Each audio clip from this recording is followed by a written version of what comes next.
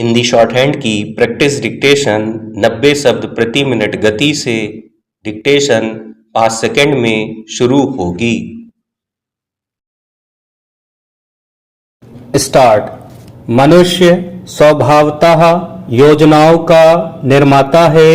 हम निरंतर अपने भविष्य को कल्पनाओं, अपेक्षाओं और सपनों से सजाते रहते हैं। हम सोचते हैं कि अगर हम पूरी निष्ठा से प्रयास करेंगे तो जीवन भी उसी दिशा में आगे बढ़ेगा जिसकी हमने कल्पना की है।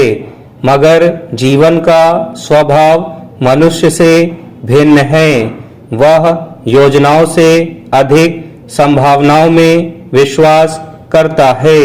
वह कभी भी एक ऐसा मोड़ सामने रख देता है जिसकी कल्पना तक हमने नहीं की होती। यहीं से हमारे भीतर का सबसे बड़ा संघर्ष प्रारंभ होता है। अक्सर हम परिस्थितियों से कम और उनके हमारे अनुसार ना होने से अधिक व्यथित होते हैं। किसी प्रिय का साथ छूट जाना, वर्षों की मेहनत के बाद भी अपेक्षित परिणाम ना मिलना, संबंधों का बदल जाना या अचानक जीवन की दिशा बदल जाना, इन घटनाओं का दर्द केवल इसलिए गहरा नहीं होता कि वे कठिन हैं, बल्कि इसलिए भी कि वे हमारी बनाई हुई तस्वीर से मेल नहीं खाती। मन का पहला प्रश्न होता है, ऐसा मेरे साथ ही क्यों हुआ, या ऐसा नहीं होना चाहिए था। यही प्रश्न धीरे धीरे प्रतिरोध का रूप ले लेता है। हम वास्तविकता से संघर्ष करने लगते हैं। बीता हुआ समय बदल नहीं सकता, फिर भी मन उसे बार बार बदलने का प्रयास करता रहता है। वह काश और अगर के बीच झूलता रहता है।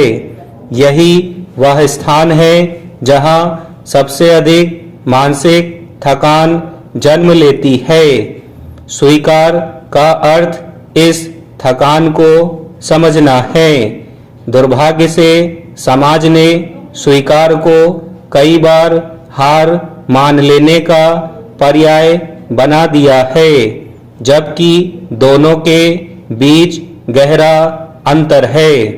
हार मान लेना प्रयास छोड़ देना है, जबकि स्वीकार करना वास्तविकता को पहचानकर उसके साथ आगे बढ़ने का साहस जुटाना है। यह कहना कि यह मेरी इच्छा नहीं थी, लेकिन यही इस समय का सत्य है। अब मैं इसी सत्य के साथ अपने अगले कदम चुनूंगा। यही स्वीकार है। वास्तव में स्वीकार कोई एक क्षण का निर्णय नहीं, बल्कि एक लंबी आंतरिक यात्रा है। मन तुरंत शांत नहीं होता, उसे समय चाहिए। वह पहले विरोध करता है, फिर प्रश्न पूछता है, फिर धीरे धीरे समझने लगता है और आखिर एक दिन उसी सत्य के साथ जीना सीख लेता है जिसे कभी अस्वीकार्य मानता था। स्वीकार की इस यात्रा को 3 चरणों में समझा जा सकता है। पहला चरण है प्रतिरोध का।